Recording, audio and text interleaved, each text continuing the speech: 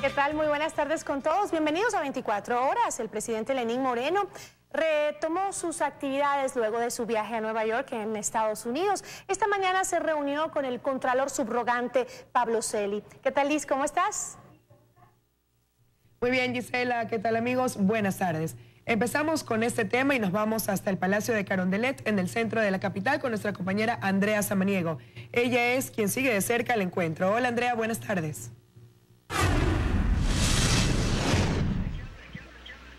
Gracias, ¿cómo están? Muy buenas tardes. Así es, el presidente Lenín Moreno ya retomó su agenda aquí en el Palacio de Carondelet. A esta hora se encuentra ya reunido con el contralor subrogante Pablo Celi. La reunión empezó a las 12:30 y es una reunión privada. Los medios no hemos tenido acceso a las primeras imágenes de esta reunión, pero de lo que tenemos conocimiento es que el contralor subrogante Pablo Celi vino a entregar una propuesta de preguntas para la consulta popular, preguntas que van enfocadas en la lucha contra la corrupción. Nosotros estaremos atentos de cuándo concluya esta reunión para darles más detalles, pero lo que les podemos contar es que tanto Celi como otros ministros de Estado estuvieron presentes en el tradicional cambio de guardia que se realiza todos los lunes.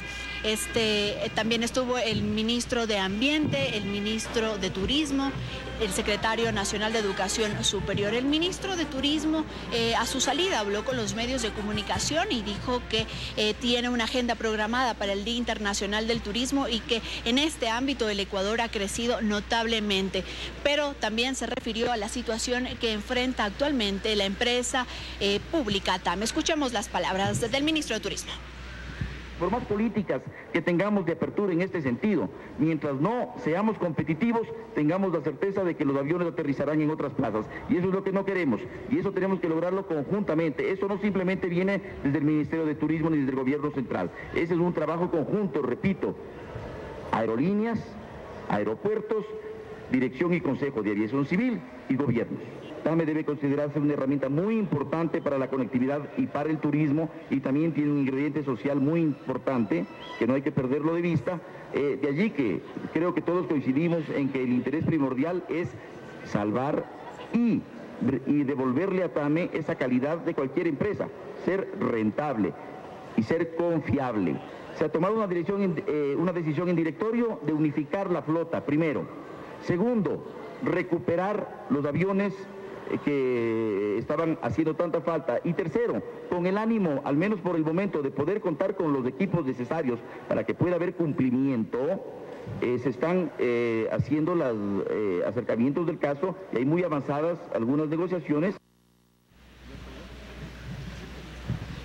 Y bueno, el presidente Moreno tiene también agenda esta tarde. A las 5 de la tarde se reunirá con los representantes de los gobiernos autónomos descentralizados. Ellos también vendrán a dejar su propuesta para la consulta popular. Recordemos que el plazo concluye el día de mañana. Es el plazo que el mismo presidente de la República mencionó la semana pasada. Después de esta reunión, el presidente Moreno se reunirá con el presidente del Consejo Nacional Electoral a las 5:30 de la tarde. Con esta información regresamos contigo, Gisela. Tú tienes más noticias. Muy buenas tardes.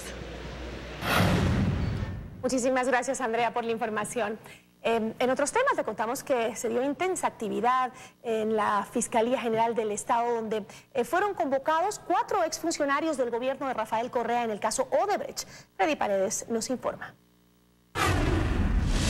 Desde las 9:30 de la mañana de este lunes, la Fiscalía General había establecido el horario para la comparecencia de 4 personas en el caso Odebrecht para que rindan su versión libre. A las 9 de la mañana estaba convocado Esteban Albornoz, exministro de Electricidad, actual asambleísta, pero no se presentó porque se encuentra fuera del país. Luego acudió Augusto Espín, exministro de Telecomunicaciones y exministro coordinador de sectores estratégicos, quien evitó pronunciarse con la prensa. Yo estoy siempre presto a colaborar con la justicia. Sí, mi actuación siempre ha sido en el marco de transparencia y honestidad. Y la declaración es pública. La declaración es pública, ustedes pueden acceder a ella en cualquier momento. Muchas gracias. Posteriormente llegó Luis Eduardo Barredo, exgerente de SELEC, la Corporación Eléctrica del Ecuador, también para rendir su versión libre. así como también Carlos Bernal, exsecretario del Agua, quien está convocado para rendir su testimonio ante la Fiscalía General. No obstante, no ha trascendido ninguna de las versiones ofrecidas por estas personas llamadas a declarar en el caso Odebrecht. En información contenida en el pendrive entregado por Alfredo A., quien era hombre de confianza de Ricardo Rivera, se detallan correos que Jorge Glass intercambió con su tío. En ellos, el vicepresidente se refiere a Glory International, empresa investigada por recibir depósitos a empresas creadas por Odebrecht para pagar sobornos. Es en enero de 2015 cuando el nombre de Glory International salió a la luz. Para ese año se advertía que a través de esta empresa, Ricardo Rivera, tío del vicepresidente Jorge Glass, y su abogado José Alviar se habían beneficiado de transferencias que bordeaban los 23 millones de dólares. Glory International Industry Corp. fue constituida en 2013 por Tomislav Topic, quien ante la fiscalía admitió haber creado esta empresa para realizar negocios relacionados a las telecomunicaciones. Ahí mencionó también la existencia de otra compañía con el mismo nombre, Glory International Compañía Limitada, de propiedad de empresarios chinos, con quien Topic firmó un contrato para el proyecto de cable submarino, en el que también participó Ricardo Rivera. Según la asistencia penal entregada por Panamá a las cuentas de Glory International Industry Corp, llegaron pagos por cerca de $500 000 provenientes de empresas de papel creadas por Odebrecht exclusivamente para el pago de sobornos. En Ecuador, Glory International Industry Corp aparece vinculada a Ricardo Rivera, según información que consta dentro del pendrive entregado por Alfredo A., testigo protegido. En enero de 2015, el vicepresidente Jorge Glass cruzó cerca de una decena de correos con su tío Ricardo Rivera, en donde hay una sola constante, Glory International Industry Corp. En los mails, Glass envió a Rivera información detallada sobre las empresas de similares nombres. Ahí constan registros mercantiles, número de acciones, valores nominales y propietarios. El vicepresidente escribe a su tío: no se ha podido constatar que la de Hong Kong haya tenido vinculación alguna con el Ecuador, mientras que la segunda sí parece haber tenido alguna vinculación con el Ecuador. De los registros públicos no se evidencia que el señor Rivera sea representante, socio o funcionario de esta empresa.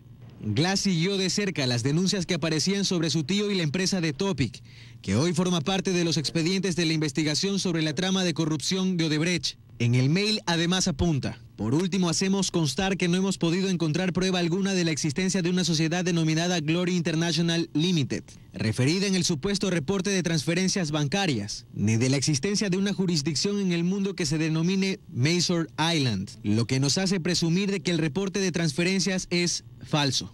Estos temas que están saliendo a la luz, reitero, son graves, son preocupantes, y hay que profundizar esa investigación dentro de la Fiscalía. Al término de esta semana finaliza la etapa de instrucción fiscal. En manos de Carlos Vaca Mancheno estará la potestad de acusar o no, entre otros, a Jorge Glass y a su tío, quienes tan solo hace semanas aseguraban mantener una relación exclusivamente familiar.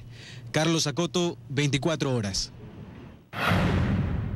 Vamos a hablar ahora de fútbol. El técnico interino de la selección ecuatoriana reveló la lista de los 30 convocados para los últimos partidos de eliminatorias al Mundial de Rusia. Hay caras nuevas. Jorge Célico convocó a 30 jugadores para los próximos partidos de eliminatorias ante Chile y Argentina. De los 30, 22 juegan en el medio local y solo 8 en el exterior. Hay muchas caras nuevas. Javier Arriaga, Carlos Garcés, Pedro Ortiz, Carlos Ferot y Latuco Ordóñez son algunos de los convocados por Célico. Empezar a renovar un poco, a dar nuevos aires. Creo que es el inicio de un nuevo proyecto.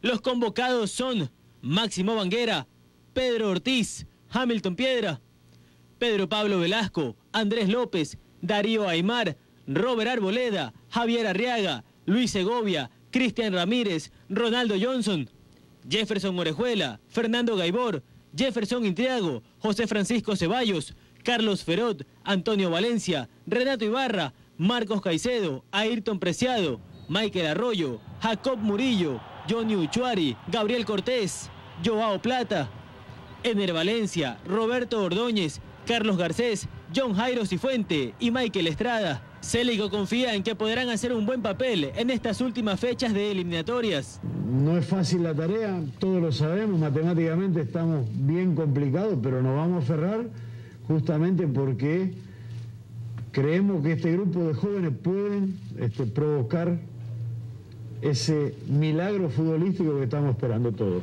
Los partidos ante Chile y Argentina serán el 5 y 10 de octubre respectivamente. Hugo Quintana, 24 horas.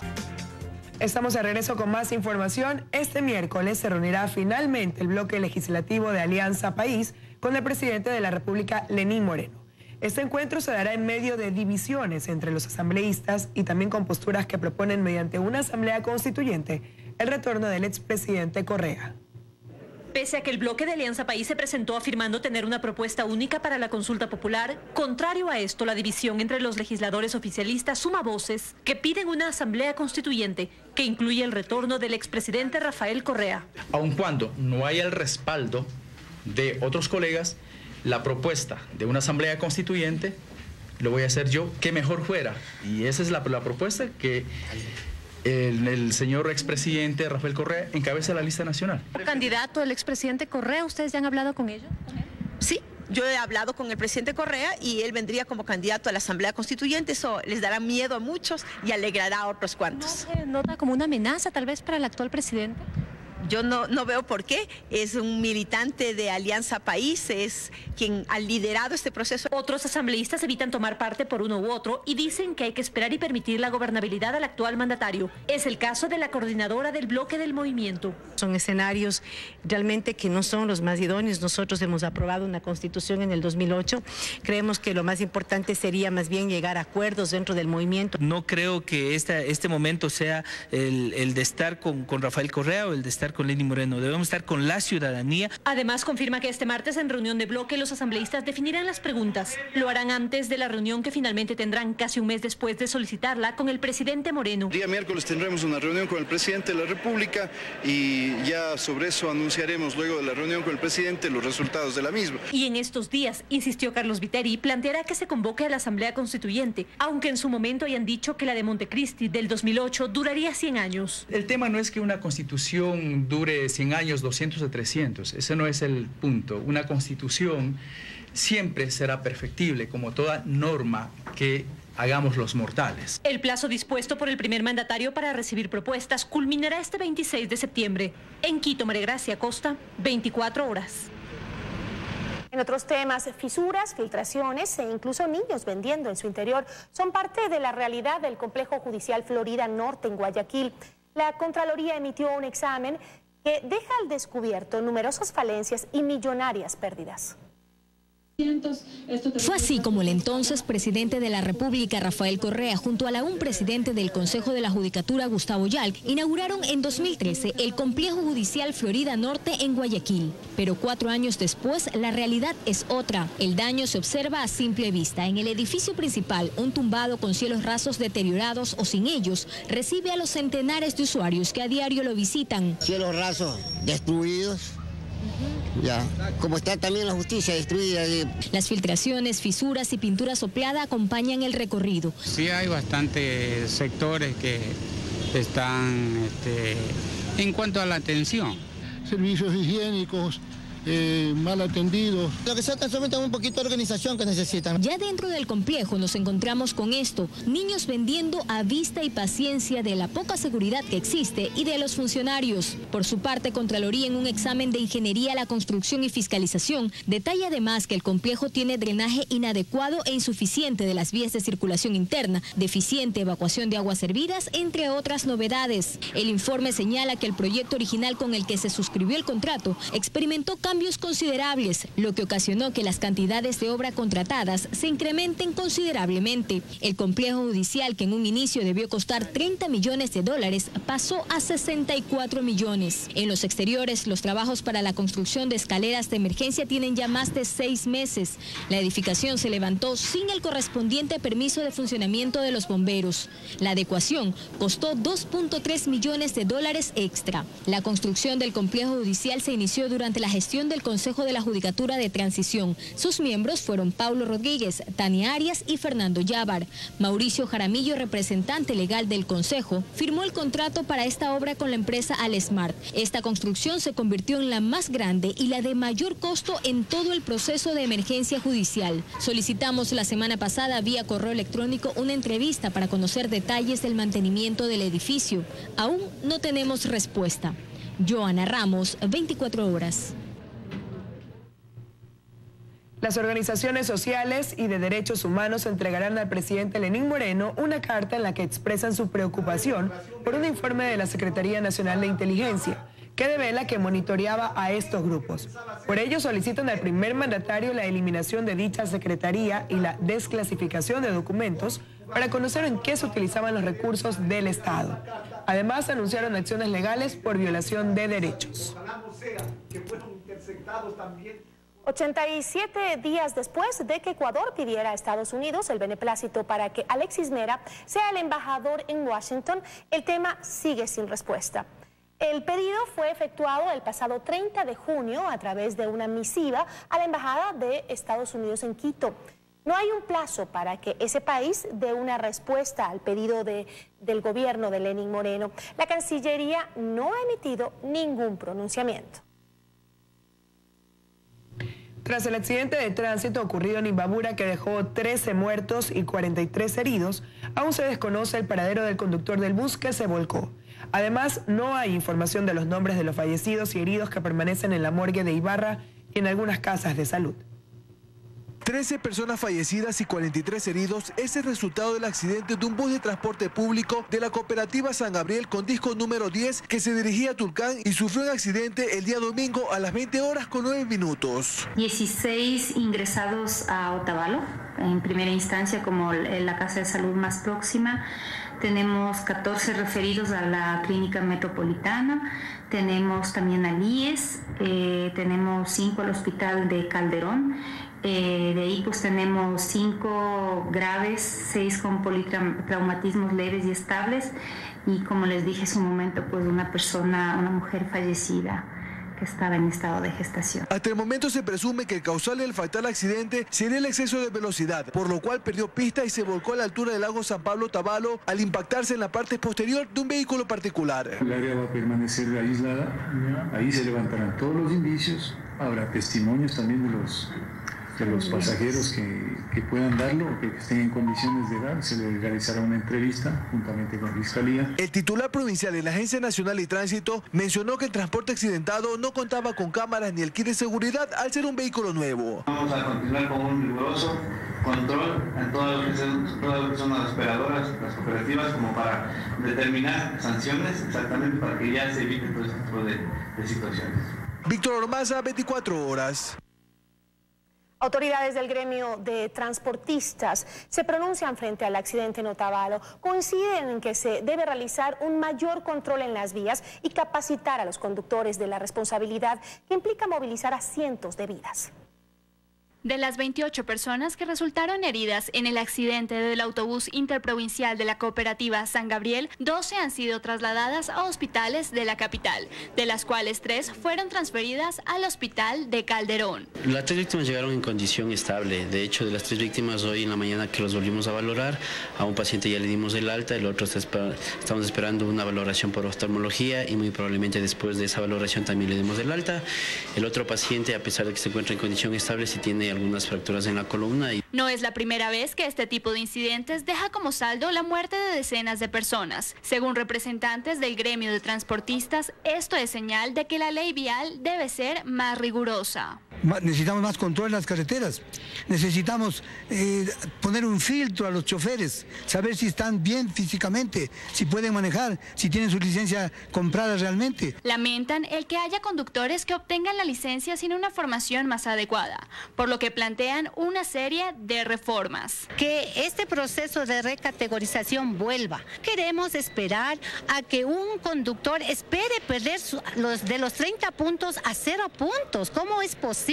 Para el presidente del Observatorio Ciudadano de Movilidad, la responsabilidad no solo recae en los conductores. La responsabilidad real de este tema está en el modelo de gestión del sistema de transporte público que desde hace más de 50 años que se lo emplea y está total y completamente caducado. Las condiciones laborales en las que los choferes de las unidades de transporte público ejercen su actividad son poco menos que infrahumanas. Los resultados son los accidentes de tránsito. Para Buen Día, el problema no radica en la falta de leyes, sino en el que las autoridades las hagan cumplir. En Quito, Daniela Valencia, 24 horas.